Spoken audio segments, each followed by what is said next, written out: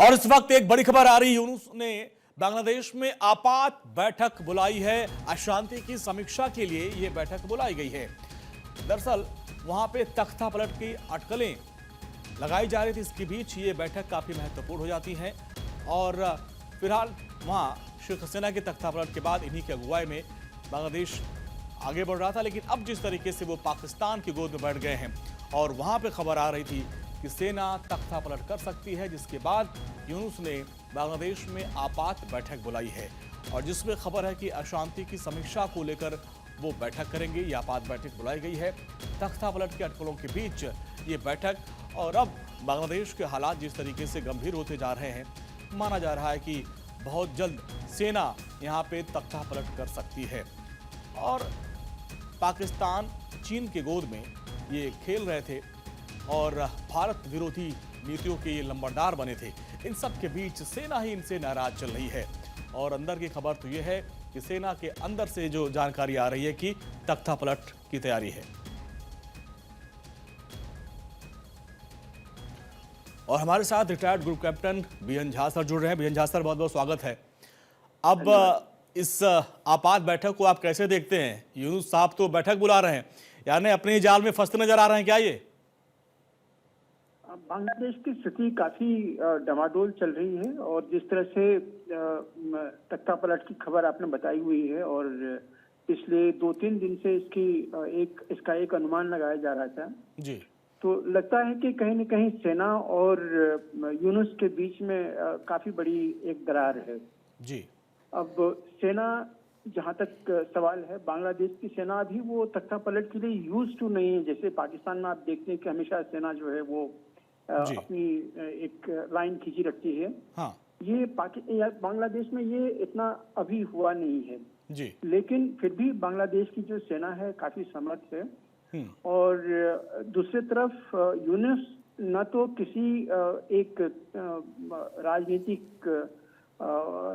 Camp के पक्ष में है, न तो बीएनपी के साइड में है, न ही अवामी, और वो जिसके साइड में थी वो थे मोस्टली जिहादी तंत्र थे जी। जिहादी तंत्र आज के दिन में बांग्लादेश चला नहीं सकता है। तो वहां पे क्या होगा ये अभी हम सबों का सिर्फ एक अब सर, ये जो आपात बैठक उन्होंने बुलाई है, क्या उनको इस बात का अंदेशा हो चुका है कि भाई अब उनके दिन जाने वाले हैं? जी हाँ, ये बात का उनको अंदेशा पिछले लगभग 1 हफ्ते से हो रहा था कि उनको शायद जाना पड़ेगा और वो शायद कहीं न कहीं ये भी बयान वो दे चुके थे कि वो शायद रिजिग्नेशन देने वाले हैं। लेकिन वहाँ पे रिजिग्नेशन वहाँ का सवाल हल नहीं करता है। वो एक तो तरफ इसकी बात कर रहे थे, दूसरी तरफ वो कह रहे थे कि नहीं, दिसंबर तक चुनाव हो जाने चाहिए जी। तो इन सारी चीजों को लेके एक अनिश्चितता सी बन रही थी। अब यहाँ अगर अभी तख्ता पलट होता है तो या तो किसी दूसरे को एक केयर टेकर बनाया जाएगा।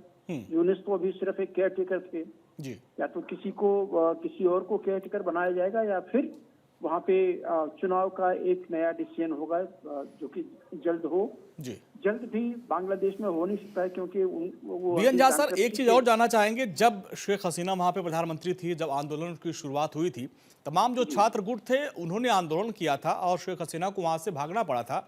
अब खबर है कि वो छात्र गुट भी इनसे नाराज हैं। जी हाँ, छात्र गुट जो है वो यूनुस से काफी नाराज हैं और यही कारण है कि उनको जाने का उनका लगभग तय है जी। अब अभी फिलहाल कोई एक छात्र गुट का उन्होंने एक पॉलिटिकल पार्टी भी बनाने की घोषणा की है, लेकिन उसमें कोई तथ्य नहीं है, उसमें कोई डेप्थ नहीं है, उसमें कोई स्ट्रेंथ नहीं है, तो उसको लेके वो जा नहीं सकते हैं। अब आने वाले समय में आपको देखना होगा कि आखिर वहाँ होगा क्या है। यूनुस खान बिल्कुल अनस्टेबल प्लेटफॉर्म पे है, वो कभी भी वो गिर सकते हैं और सेना ही एक ऐसी संस्था वहाँ पे है जो कि स्टेबल है अभी भी। बीएन झा सर, एक चीज समझना चाहेंगे आपसे कि शेख हसीना के तख्ता पलट के बाद यूनुस ने जब से कार्यवाहक के तौर पर बागडोर संभाली, तब से भारत के लिए उन्होंने कितने गड्ढे खोद दिए? क्योंकि हम देख रहे हैं कि तमाम, चाहे ट्रेड हो, चाहे पाकिस्तान से करीबियाँ हो, चीन से करीबियाँ हो, ऐसे उन्होंने तमाम ऐसे कुछ फैसले किए जो कम से कम पड़ोसी मुल्क भारत के लिए, और भारत के हिसाब से बांग्लादेश अब वो नहीं रहा, तो कितना डेंट कर गए वो? काफी सारा डेंट तो नहीं खोद गए हैं, लेकिन काफी सारे उन्होंने अविश्वसनीय कदम लिए हुए हैं, जिससे कि भारत जो है आज के दिन में कहीं भी उनके साथ में खड़ा हुआ नहीं है। चाहे वो चीन के गोद में जाके बैठे हों, चाहे पाकिस्तानी आईएसआई के संपर्क में हो, चाहे उन्होंने नाम लिया हो चिकन नेक का, और बाकी सब ऐसे बहुत सारे कुछ उन्होंने किए हुए हैं। उन्होंने जहां तक सौहार्द के जितने सारे स्टेप्स थे, सबों को उन्होंने लगभग खारिज कर दिए हैं। तो आज के दिन में भारत और बांग्लादेश के बीच में कोई सौहार्द नहीं है जी। बांग्लादेश एक अलग देश है, वो भारत उसमें डायरेक्टली इन्वॉल्व नहीं कर सकता है जी। और ना ही करेगा।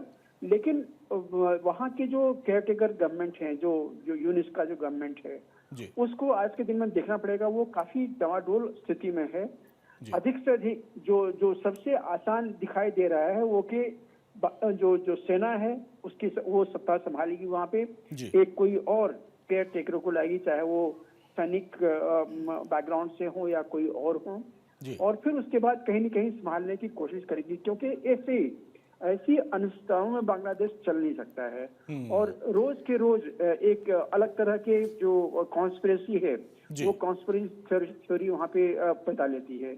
तो हम आप सबको थोड़ा सा देखना पड़ेगा कि आखिर वहाँ पे हो क्या रहा है। ठीक है बीएन सर, बहुत बहुत शुक्रिया इस पूरी बातचीत के लिए सर आपका। तो चलिए अब आपको वो 5 वजह बताते हैं जो कारण बनेगी यूनुस के इस्तीफे की, और ये वजह क्या है जिनके पीछे बांग्लादेश की वो डर्टी पॉलिटिक्स है, जिसमें खुद यूनुस भी शामिल है और जिसमें सेना का बहुत बड़ा रोल रहा है। तो वो वजह आप जान लीजिए। बांग्लादेश में इनका कोई रोड मैप नहीं है। खालिदा जिया यूनुस के साथ नहीं है। आर्मी चीफ दिसंबर 2025 तक चुनाव की मांग कर रहे हैं और तथाकथित कट्टरवादी नेताओं ने इनका साथ छोड़ दिया है। अब क्या करेंगे?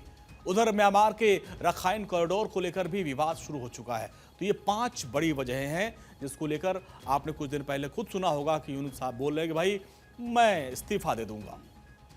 ऐसा क्यों कहा जा रहा है कि बांग्लादेश में तख्ता पलट होगा? ऐसा क्यों माना जा रहा है कि यूनुस बहुत जल्द इस्तीफा देंगे या फिर उनको गिरफ्तार किया जा सकता है? तो आपको वो वजह भी हम बताते हैं। अब विपक्षी दलों की तरफ से बहुत विरोध हो रहा है, लगातार इसका विरोध किया जा रहा है, लोग नाराज हैं। सेना अंतरिम सरकार के कई फैसलों से नाराज है और चुनाव कराने को लेकर सरकार सेना में मतभेद हो गया है। तो ये वो बड़ी वजह है।